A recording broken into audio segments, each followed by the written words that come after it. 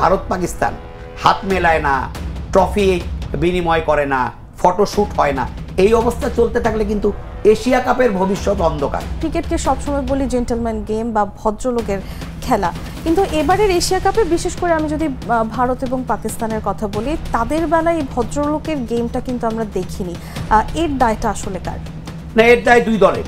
হারিস রৌফ তিনি ওই বিমান ভূপতিত করার, যেটা ভারত পাকিস্তান সাম্প্রতিক একটা উত্তেজনা ছড়িয়েছিল, বিমান ভূপতিত মূলত লড়াইটা এয়ারেই হয়েছে, সেটা নিয়ে তিনি একটা প্রতীকী একটা উইকেট পাওয়ার পর বা না বাউন্ডারি লাইনে দাঁড়িয়ে একটা ভারতীয় দর্শকদেরকে ওই বিমান ভূপতিত করার একটা কি বলবো একটা মোশন তিনি দেখিয়েছেন।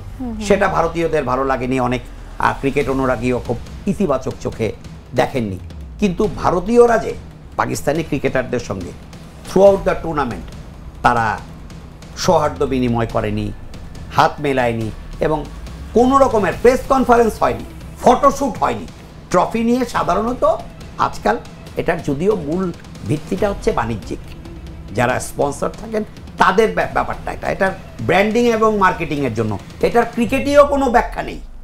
এই দুই দলের অধিনায়ক ট্রফি নিয়ে আগের দিন যে ফটোশ্যুটটা করেন, এটার সঙ্গে ক্রিকেটেও কোনো সম্পর্ক না, এটা আছে বাণিজ্য বিপণনের।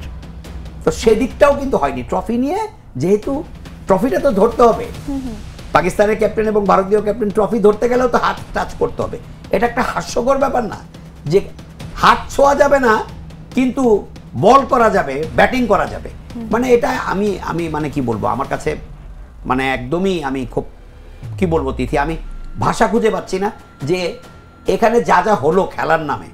আমি দুই দেশকেই দোষারোপ করব যে রাজনৈতিক বৈরিতাটা তারা মাঠে নিয়ে এসছেন, বাট আমার কাছে মনে হয় ক্রিকেট আসলেও ভদ্রলোকের খেলা এবং ভারত একটা বড় গণতান্ত্রিক দেশ। কিন্তু আমার মনে হয় ভারত সরকারেরও কিন্তু ক্রিকেটের ক্ষেত্রে এই ভারত পাকিস্তান দ্বন্দ্ব, যুদ্ধ বিগ্রহ, এখানে একটা সিদ্ধান্ত নেওয়ার ব্যাপার আছে। কারণ এই এশিয়া কাপটা এশিয়ার বিশ্বকাপ, সেখানে যদি ভারত পাকিস্তান হাত মেলায় না, ট্রফি বিনিময় করে না, ফটোশ্যুট হয় না, এই অবস্থা চলতে থাকলে কিন্তু এশিয়া কাপের ভবিষ্যৎ অন্ধকার।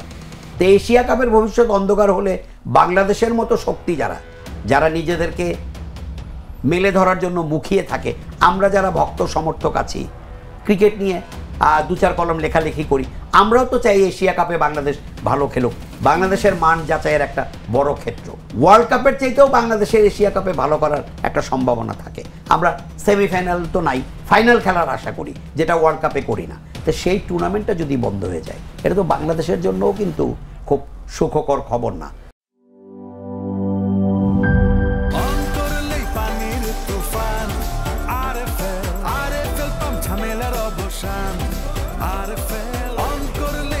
আরএফএল পাম্পে ব্যবহৃত হয়েছে 100% কপার তারের কয়েল ও মসৃণ ব্রাস ইম্পেলার, যা নিশ্চিত করে সর্বোচ্চ পানির flow. RFL water pump, on করলেই পানির তুফান।